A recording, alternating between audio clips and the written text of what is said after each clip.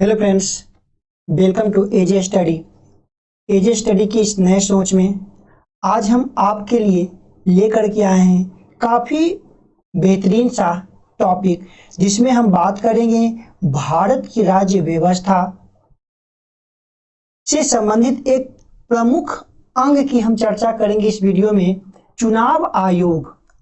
जैसा कि आप स्क्रीन पर देख रहे हैं कि आज की इस वीडियो में हम जो चर्चा की टॉपिक लाए हैं चुनाव आयोग के बारे में, इलेक्शन कमीशन के बारे में आज हम चर्चा करेंगे। फ्रेंड्स, एक बात याद रखिए कि यदि कोई भी कंपटीशन की तैयारी कर रहे हैं, किसी भी एग्जाम की तैयारी कर रहे हैं, तो आप जिस क्षेत्र में अपनी तैयारी को लेकर के जा रहे हैं उसके सिलेबस को आप एक बार बार पढ़ने से अच्छा एक बार उस ढंग से पढ़ ले, इस प्रकार से उसको अपने अंदर संभाले, अपने आदत में ले आए, जिससे एग्जाम में उस टॉपिक से किसी प्रकार से अगर प्रश्न बनता है, क्वेश्चन बनता है, किसी भी प्रकार से क्वेश्चन बनता है, किसी भी तरह से प्रश्न बन रहा है, तो वो आप उस प्रश्न को हल करने के लायक रहें, है ना।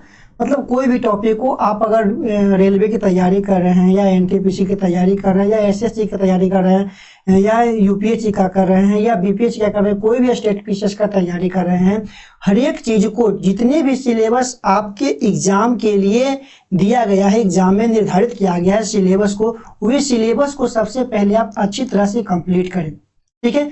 क्योंकि अगर आपका टॉपिक कंप्लीट रहेगा तो उससे कुछ भी प्रश्न बनेगा, कुछ भी क्वेश्चन बनेगा तो आप उसे छोड़ नहीं पाइएगा, है ना। देखिए, कुछ प्रश्न ऐसा होता है जो डायरेक्ट सोल्व हो जाए, डायरेक्ट बन जाता है, लेकिन कुछ प्रश्न ऐसा होता है यदि हम उस टॉपिक को कंप्लीट किए हैं, पढ़े हैं, तो कुछ हम अनुमान लगा करके भी जो है उस प्रश्न का सही उत्तर दे सकते हैं। तो ऐसे ही तैयारी को और बेस्ट और मजबूत बनाने के लिए जो है सही रणनीति और किसी भी क्षेत्र में जो है डीप नॉलेज के लिए जो है हम आपके लिए लेकर के आए हैं इस वीडियो में भारतीय राज्य व्यवस्था का एक प्रमुख अंग चुनाव आयोग, जो कि आप लोग देखते होंगे कि जो हमारे देश में जो चुनाव होता है, चाहे वो सेंट्रल के लेवल पर हो चाहे वो स्टेट के लेवल पर हो, दोनों में चुनाव आयोग का जो है काफी बड़ा योगदान होता है। हम उसकी सारी कार्य को, सारी प्रक्रिया को, कैसे कैसे ये काम करता है और वर्तमान में इसके अभी कौन चीफ हैं, इस सारे को हम डिटेल से अध्ययन करेंगे। फ्रेंड्स, अगर हम आपको एक बात अगर पूछूं कि अभी हाल ही में जो है भारत निर्वाचन आयोग ने मतदाता के लिए शुभांकर के रूप में एक भारतीय सिनेमा जगत के बेहतरीन सा एक्टर को चुना है, जागरूकता के रूप में, मतदाता जंक्शन के रूप में। आप उनके नाम को जो है कमेंट करके जरूर बताएं, ऐसे हम वीडियो में बताएंगे उनके नाम, ठीक है। आप एक बार अनुमान करें, हम उनको देखिए, तस्वीर हम आपको दिखा सकते हैं। अगर आप इन शख्स को, इनको पहचान रहे हैं तो आप इनका नाम जरूर कमेंट करें। हाल ही में जो है निर्वाचन आयोग जो शुभांकर के रूप में जो है मतदाता जंक्शन के रूप में जो है इन्हें चुना गया है 1 सालों के लिए, ठीक है।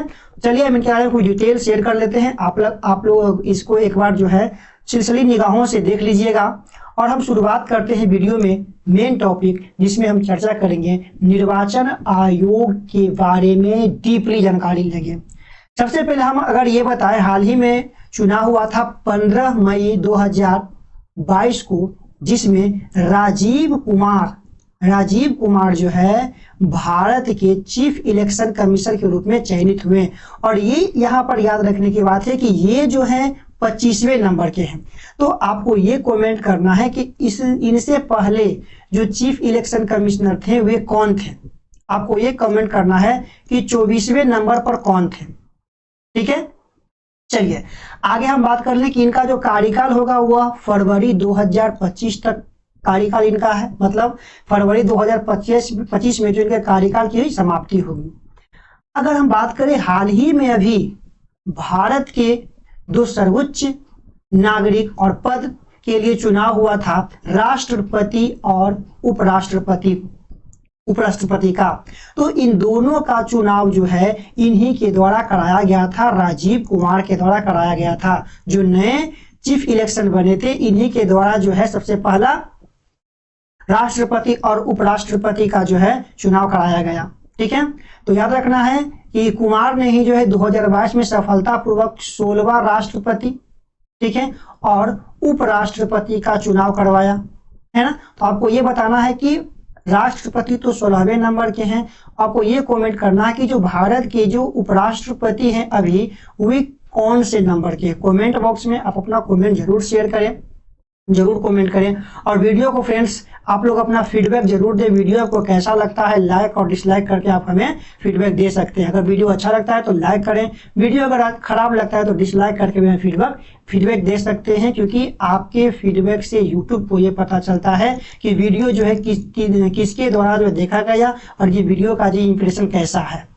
ठीक है, तो बता दें कि अभी जो भारत के राष्ट्रपति हैं वो द्रौपदी मुर्मू और जगदीप धनखड़ जो है अभी भारत के उपराष्ट्रपति हैं। चलिए हम वीडियो को आगे लेकर के चल लेते हैं और जानते हैं इसकी प्रमुखता को हम ध्यान में रख करके वीडियो को आगे बढ़ाते हैं। तो सबसे पहले याद रखना है कि जो निर्वाचन आयोग है वे एक संविधान के अस्थायी व स्वतंत्र निकाय है। वीवीआई पॉइंट ये बन जाता है आपका, ये एग्जाम में ये आपका बन जाएगा कि जो चुनाव आयोग है वे जो है भारत में किस रूप में कार्य करता है। याद रखना है कि संविधान में जब इसका वर्णन किया गया तो यह एक स्वतंत्र और अस्थायी निकाय के रूप में इसका वर्णन किया गया। ठीक है, इसका गठन भारतीय संविधान द्वारा देश के स्वतंत्र और निष्पक्ष चुनाव संपन्न कराने के उद्देश्य से किया गया है।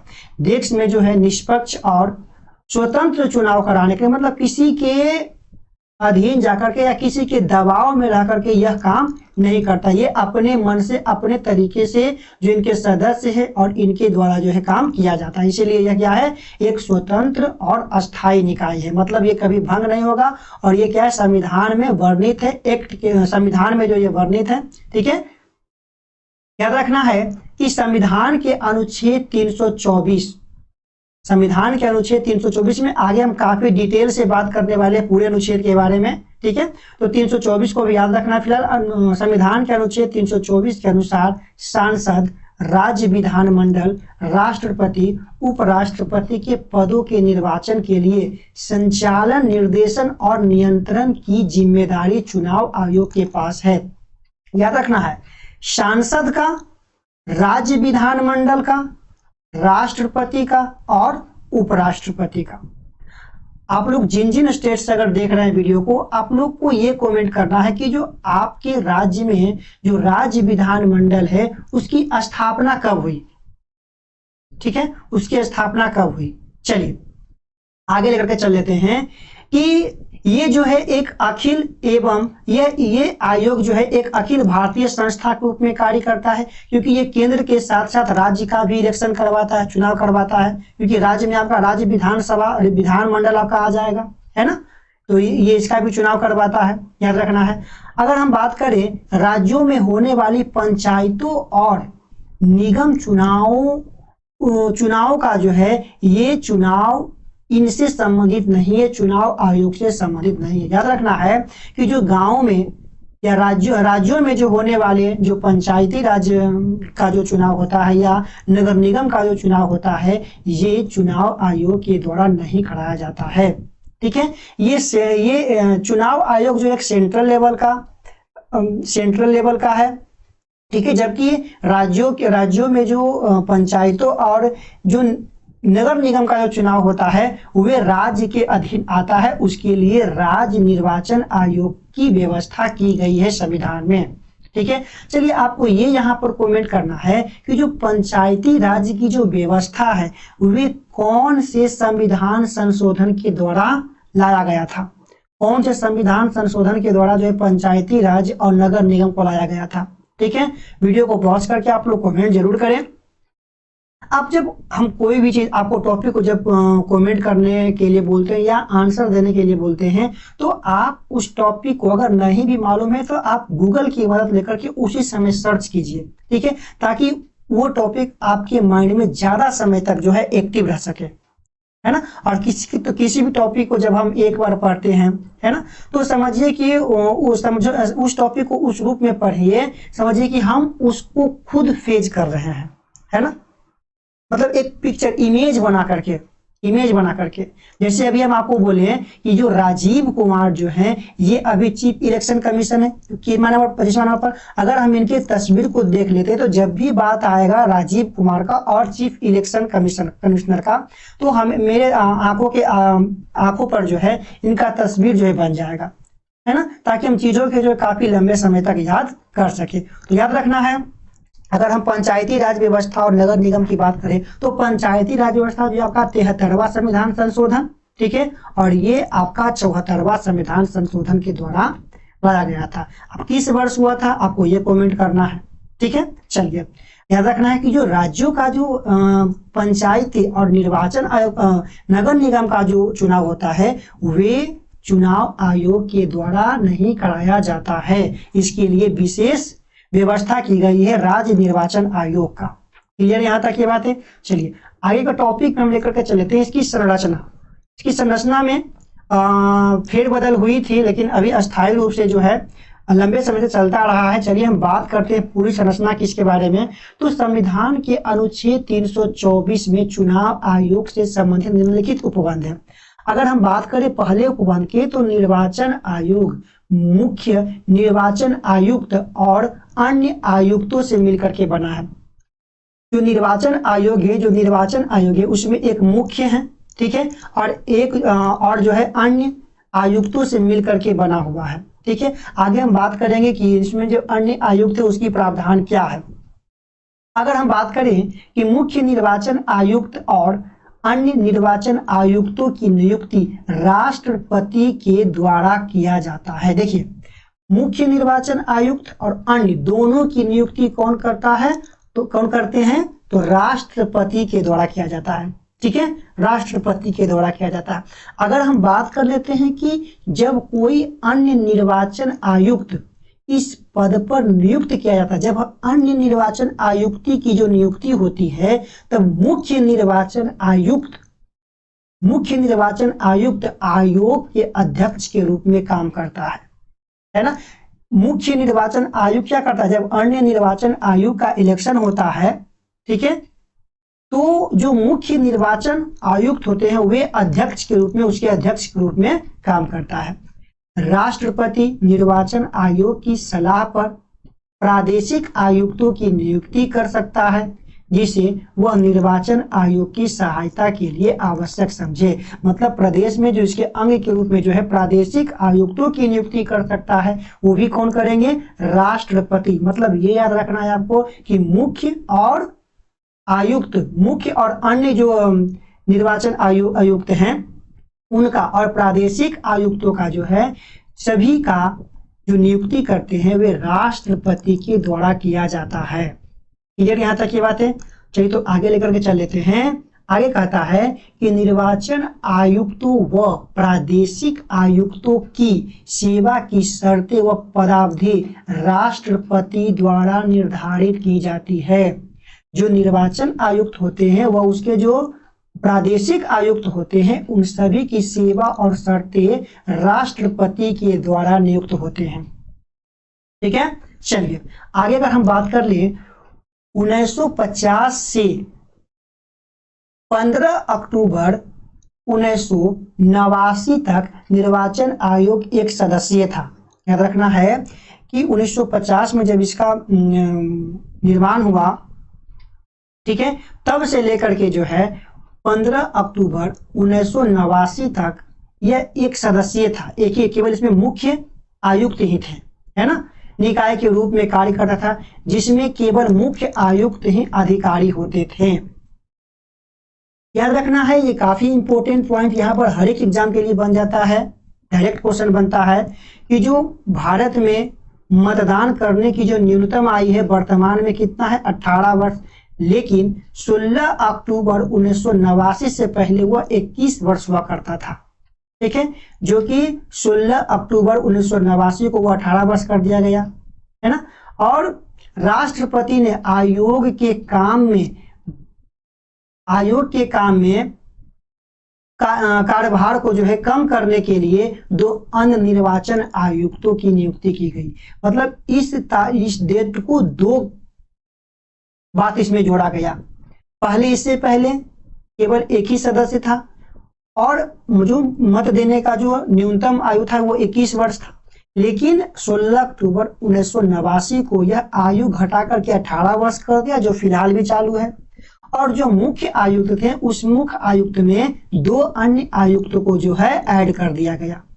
ठीक है, इसके बाद आयोग बहुसदस्यीय हो गया। तो बहुसदस्यीय 16 अक्टूबर कब से? 16 अक्टूबर 1989 से। ठीक है, बहुसदस्यीय संस्था के रूप में कार्य करने लगा, जिसमें 3 निर्वाचन आयुक्त, अब क्या है, 3 निर्वाचन आयुक्त हैं। हालांकि 1990 में 2 निर्वाचन आयुक्तों के पद को समाप्त कर दिया गया था, यह भी इंपॉर्टेंट बन जाता है। बीच में दोबारा उन दोनों पद को पुनः समाप्त कर दिया गया और स्थिर एक बार फिर पहले की तरह जो है चलते रहा, है ना। बात कर लेते हैं कि यह अक्टूबर 1993 को 2 निर्वाचन आयुक्त को पुनः क्या कर दिया गया? नियुक्त कर दिया गया। तो काफी इंपॉर्टेंट हो जाता है ये घटनाएं, याद रखना है कि 90 में दोनों को फिर हटा दिया गया, केवल मुख्य बचा। लेकिन फिर 93 में क्या कर दिया गया? दोनों निर्वाचन आयुक्तों को पुनः उसमें सदस्यता के रूप में शामिल कर दिया गया। ठीक है, चलिए आगे अगर हम बात कर लेते हैं कि इसके बाद से अब तक बहुउद्देशीय संस्था के तौर पर यह काम कर रहा है। फ्रेंड्स, वीडियो को लाइक या डिसलाइक करके जो है अपना फीडबैक जरूर शेयर करें। वीडियो आपको कैसा लगता है, वीडियो का कंटेंट कैसा लगता है। ये वीडियो पूरा एम लक्ष्मीकांत को बुक को हम आधार बना करके पढ़ा रहे हैं आप लोगों के बीच। तो वीडियो को जैसा लगता है आप अपना फीडबैक जरूर शेयर करें, कमेंट के माध्यम से, लाइक के माध्यम से, लाइक या डिसलाइक के माध्यम से, या वीडियो को शेयर करके। 4 माध्यम से जो है आप यूट्यूब को फीडबैक दे सकते हैं, लाइक, डिसलाइक, कमेंट और वीडियो को शेयर करके। जो भी आपको अच्छा लगता है जरूर करें, वीडियो के बारे में आप कमेंट जरूर करें। चलिए अगर हम बात कर लेते हैं, मुख्य निर्वाचन आयुक्त व 2 अन्य निर्वाचन आयुक्तों के पास समान शक्तियां होती है। यहाँ पर समान हो जाएगा। दोनों के पास, जो मुख्य होते हैं और जो आयुक्त होते हैं, दोनों के पास जो शक्तियां क्या होती है? समान होती है।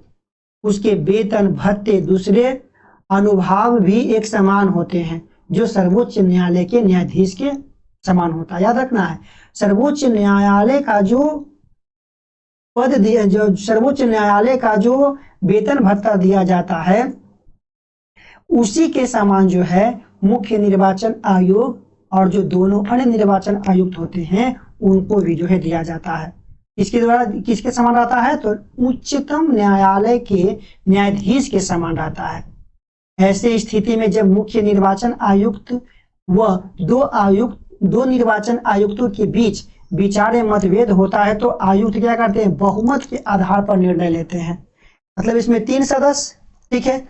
अगर किसी भी मत को लेकर के जो है किसी के बीच, अगर तीनों के बीच मतभेद उत्पन्न हो रहा है, तो उस स्थिति में क्या होता है? बहुमत के आधार पर जो है उस फैसला को जो है सुनाया जाता है। ठीक है, जिसमें विवाद उत्पन्न हुआ है उस फैसला को जो है बहुमत के माध्यम से जो है सुनाया जाता है ना। काफी इंटरेस्टिंग बात है ये। आगे हम बात कर लेते हैं उनका जो कार्यकाल है, याद रखना है उनका जो कार्यकाल है वे 6 वर्ष इंपोर्टेंट हो जाता है। 6 वर्ष या 65 वर्ग की आयु तक जो पहले हो जाता है। ठीक है, दोनों में से कौन? या तो आप नियुक्ति हुए, है ना, या तो नियुक्ति हुए, तो नियुक्ति के 6 वर्ष तक आप रह सकते हैं। यदि आप मान लीजिए कि आपका नियुक्ति जो है 58 में होता है, 58 साल में होता है ना, 58 वर्ष में होता है। ठीक है ना, तो आप जो है पूरा 65 वर्ष तक रह जाइएगा ना। 65 वर्ष से मतलब 64 वर्ष में आपका रिटायरमेंट हो जाएगा, क्योंकि आपका 6 साल पूरा हो गया। लेकिन यदि आपका जो चीफ कमिश्नर आप बनते हैं, यदि आप बनते हैं 63 वर्ष की उम्र में बनते हैं, तो आपके कार्यकाल मात्र कितना बचा? 3 साल ही बचा, 2 साल ही बचा। है ना।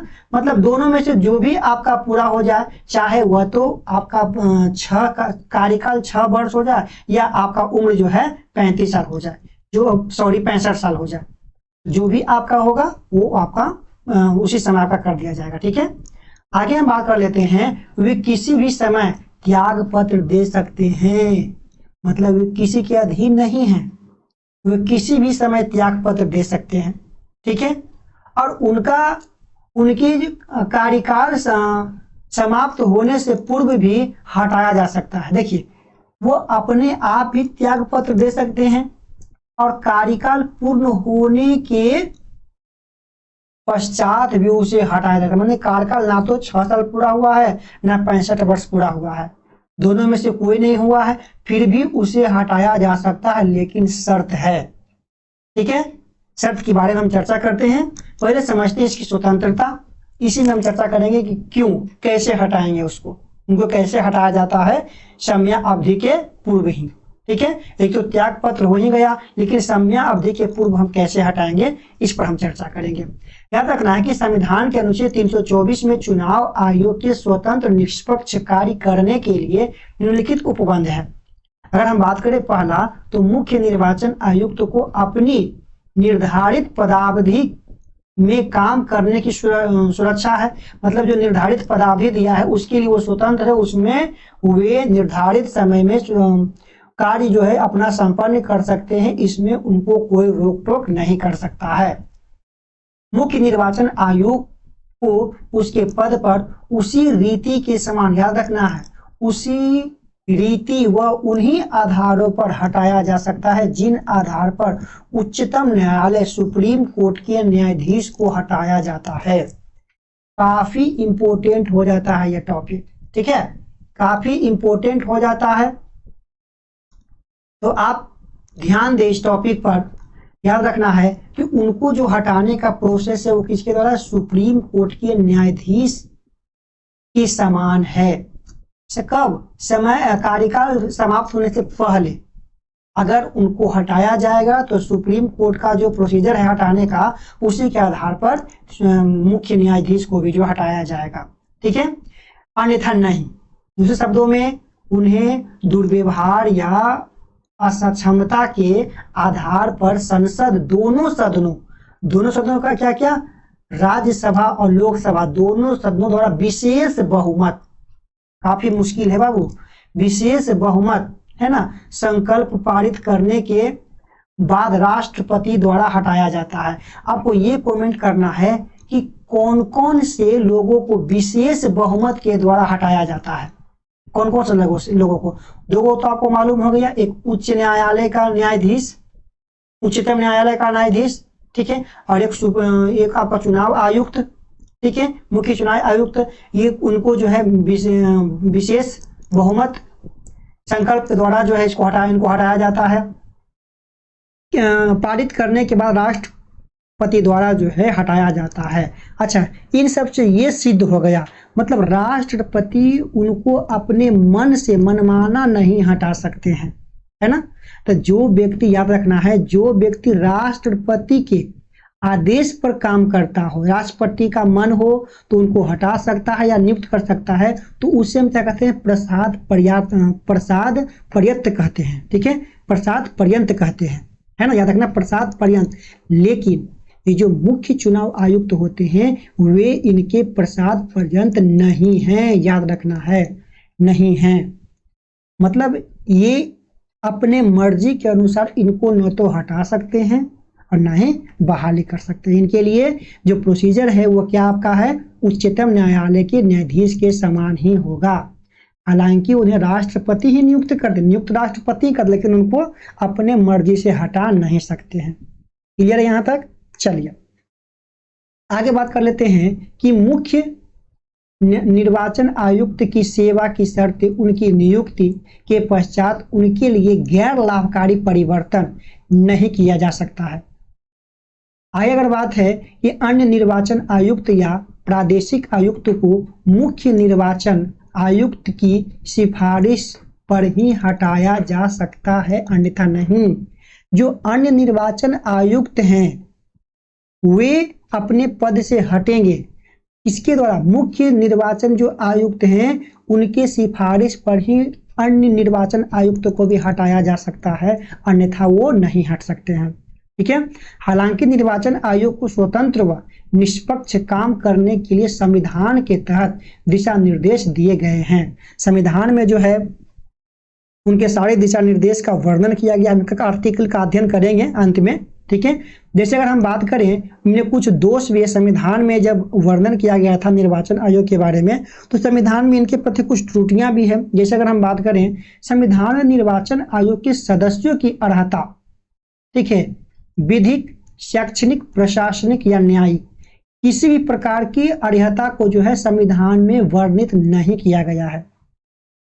याद रखना है, संविधान में निर्वाचन आयोग की जो है जो अर्हता होती है ना, वो वर्णित नहीं किया गया है। किसी भी लेवल के अर्हता को नहीं वर्णित किया गया है, ना ही विधि को, ना ही शैक्षणिक को, ना ही प्रशासनिक को, ना ही न्यायिक को।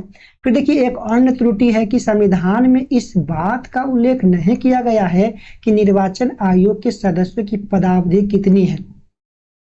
अभी जब हम यहाँ पर बात कर रहे थे कि उनकी जो कार्यकाल है 6 वर्ष या 65 वर्ष की आयु तक है, लेकिन यह संविधान में वर्णित जो मूल संविधान है, संविधान का जो मूल स्ट्रक्चर है, उसमें यह बात का वर्णन नहीं किया गया है। क्लियर है यहाँ तक।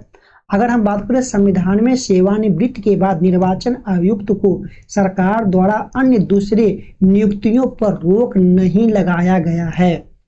मतलब यदि कोई भी निर्वाचन आयुक्त रिटायर्ड हो जाते हैं या हटा दिए जाते हैं किसी कारणवश, तो उन्हें ये पाबंदी नहीं है कि वे अन्य सरकारी पद पर नियुक्त हो सके।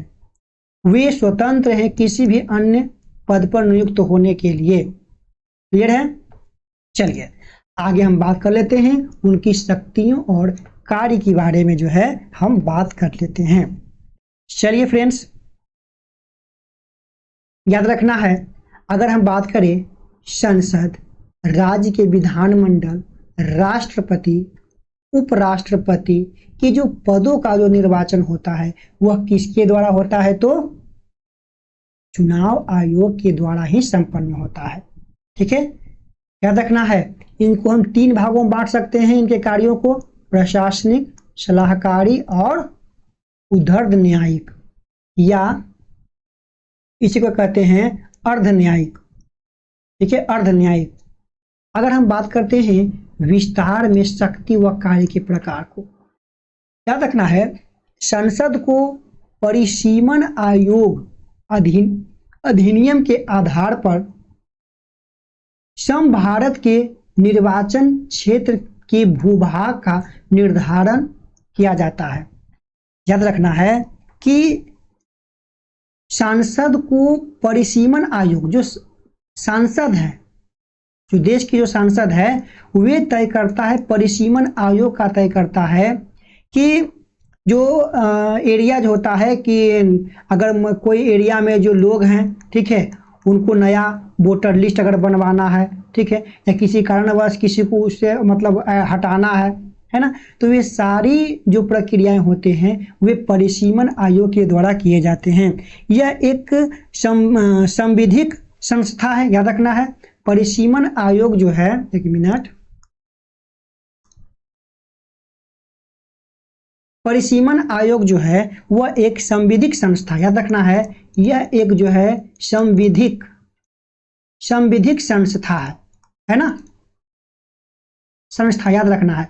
और ये अभी तक जो है 1992 में, फिर 1962 में, फिर 1992 है ना, 1992, और इसके साथ साथ जो है 2002 में इसका गठन किया जा चुका है, परिसीमन आयोग का, है ना, ये गठन किया है। याद रखना है कि अभी जो वोटिंग का जो हम बोर्ड एरिया में जो वोट देते हैं, वो जो उसमें जो वोटर लिस्ट में जो लोगों का जो नाम शामिल है, लोगों का नाम हटाना, लोगों का वहां से नाम काटना, ये सब कौन तय करता है, तो परिसीमन आयोग तय करता है, जो कि एक संविधिक संस्था है ना।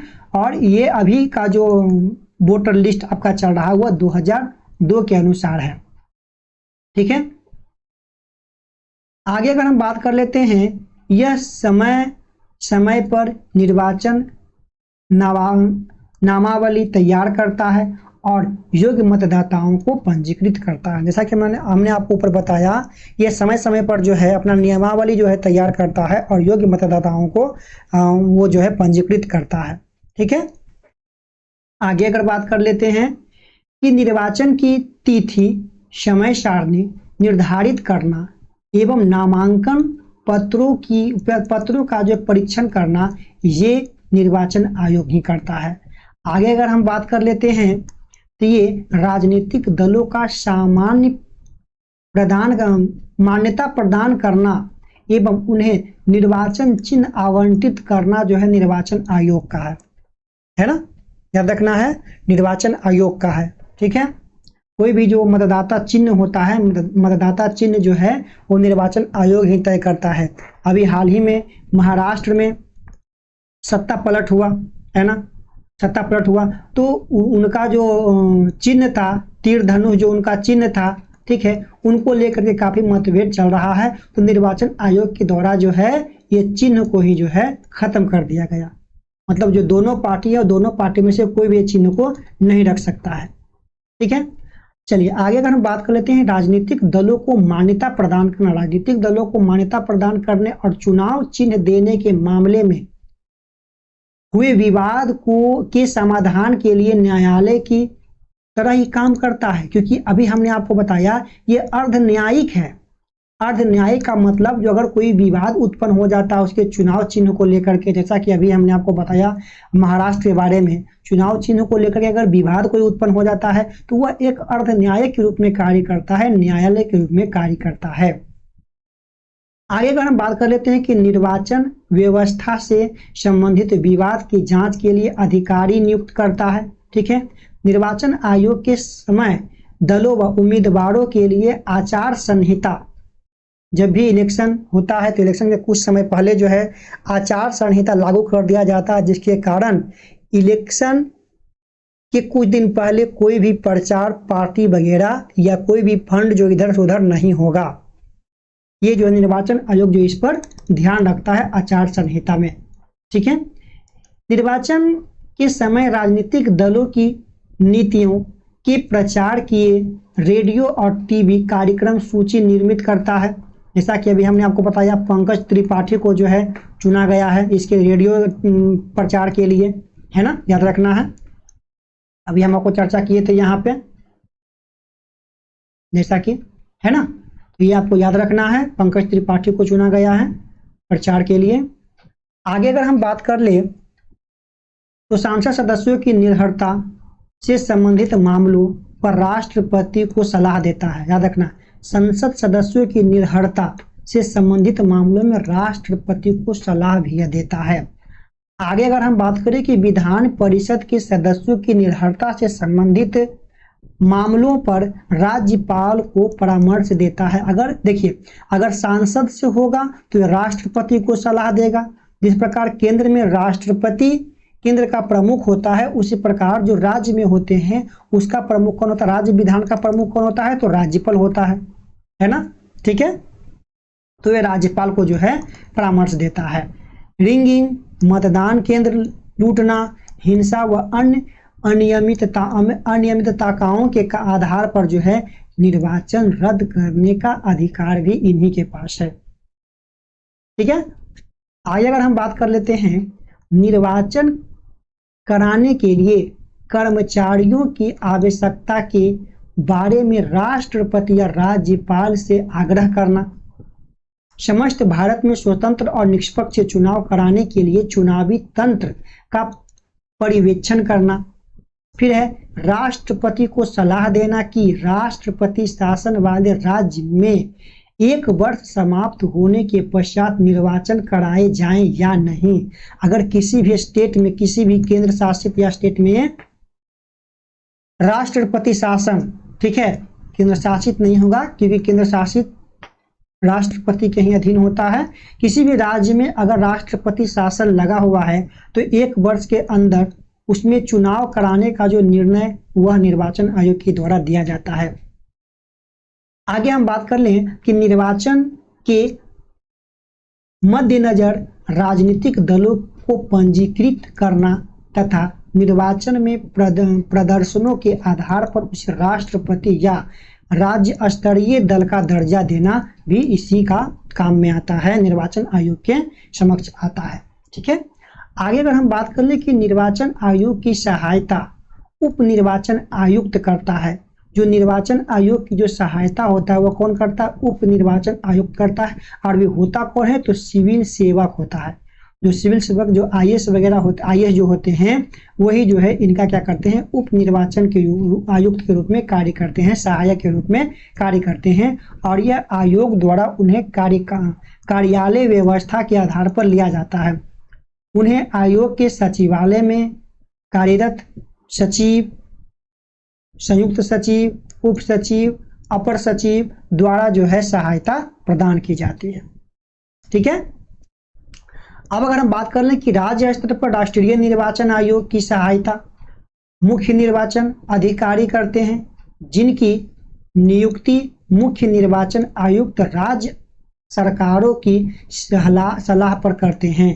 इसके नीचे जिला स्तर पर कलेक्टर, याद रखना है कि जो मुख्य निर्वाचन आयुक्त राज्य स्तर की सलाह पर काम करते हैं, इसके नीचे जिला स्तर पर कलेक्टर, जिला निर्वाचन अधिकारी होते हैं। वह जिले में प्रत्येक निर्वाचन क्षेत्र के लिए निर्वाचन अधिकारी व प्रत्येक मतदाता केंद्र के लिए पीठासीन अधिकारी नियुक्त करते हैं।